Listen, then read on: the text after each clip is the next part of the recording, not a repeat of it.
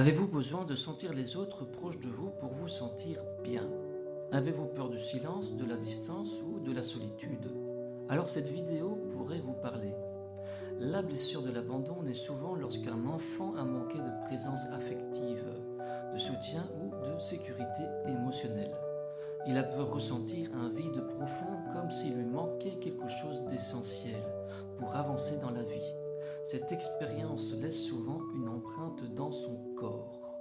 On observe fréquemment un manque de tonus, une énergie plus lente, une difficulté à se mettre en mouvement seul. La relation devient alors une forme de béquille. Le lien est vital. Pour se sentir exister, il faut rester connecté. Certaines personnes ressentent le besoin de parler constamment, comme lorsqu'elles n'ont rien de particulier à dire. Elles entretiennent le lien en permanence, parce qu'au fond, tant que le lien existe, elles se sentent rassurées. A l'inverse, le silence peut devenir très inconfortable. L'autonomie de l'autre peut même être vécue comme une menace. La recherche d'amour, d'attention et de reconnaissance devient alors très importante. Ces personnes ont souvent besoin de signes réguliers qui leur confirment qu'elles comptent pour l'autre. Elles peuvent également avoir beaucoup de difficultés avec le cadre, un non, une limite, une frustration. Cela peut être vécu comme une injustice ou une perte d'amour. La réaction est parfois rapide, intense, presque infantile, car derrière la situation présente se réveille une peur beaucoup plus ancienne.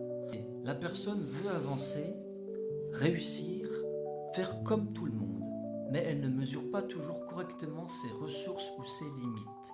Lorsqu'elle se retrouve en échec, la douleur est immense, comme si cet échec confirmait qu'elle n'était pas capable d'y arriver seule. Sous toutes ces réactions se cache une peur centrale, perdre l'amour de l'autre. Alors la personne peut s'effacer, dire oui, alors qu'elle peut dire non, mettre ses besoins de côté.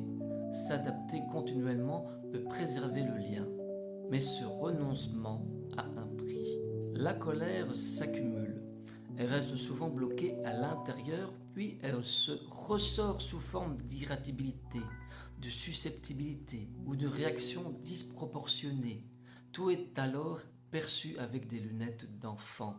L'autre devient gentil ou méchant, une remarque devient une critique personnelle, un conseil devient une attaque. Pourtant, derrière tout cela se cache simplement un immense besoin d'amour et une profonde peur d'être seul. Et c'est justement ce chemin de guérison que nous allons explorer dans la prochaine vidéo.